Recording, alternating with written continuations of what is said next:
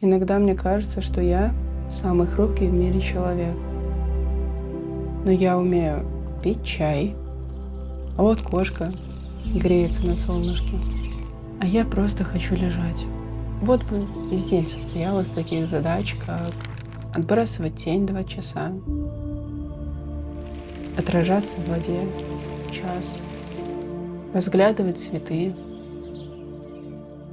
гладить кошку, заваривать чай.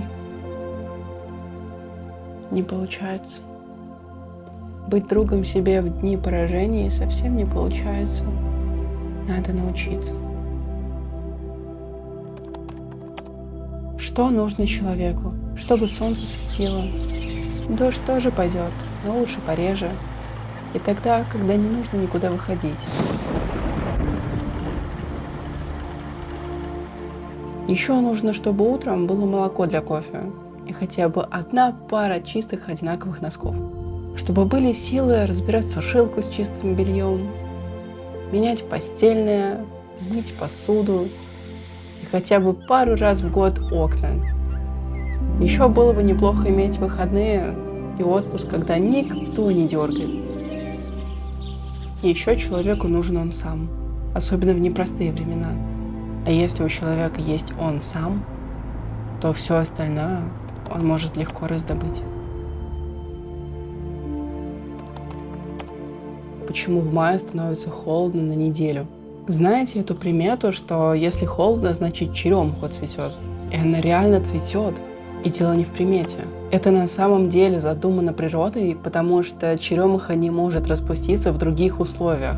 То же самое происходит и в июне, когда становится холодно примерно на неделю, потому что расцветает дуб. Природой задуманы такие ямы температурные для того, чтобы она оживала. Вот этот мороз среди ясного неба, дождь, холод — это все для того, чтобы природа оживала. Я могу допустить, что моменты, когда тебе плохо, когда ты выглядишь отстойно, они нужны для того, чтобы мы оживали и расцветали.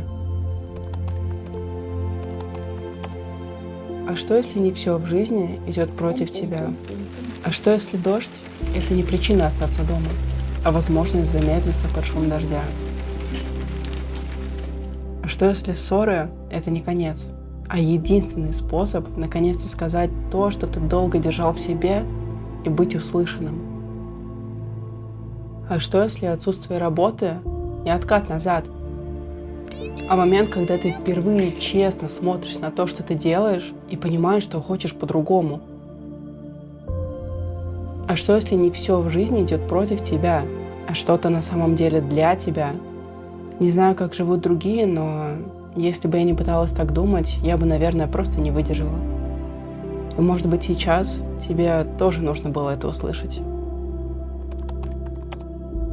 Когда мне совсем плохо, я начинаю считать. Не проблема.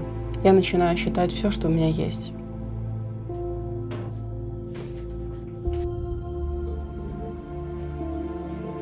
Детям, к родителям, к этому бизнесу своему.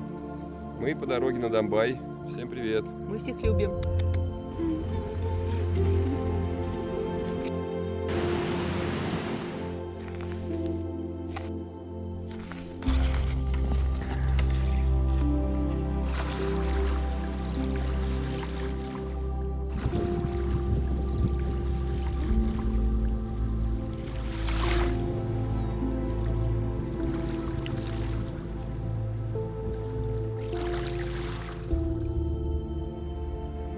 Наконец-таки дошли уже около 2 часов дня. Мы дошли сюда.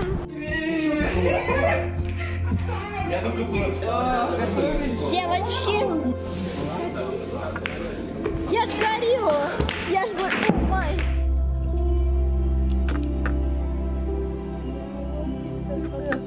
До утра зажили, были. С подобными уже сталкивалась, короче, это все ничем не заканчивается. Это твои глаза, огонь, ты настолько красивая, нельзя решать. То, что я люблю тебя лишь наполовину.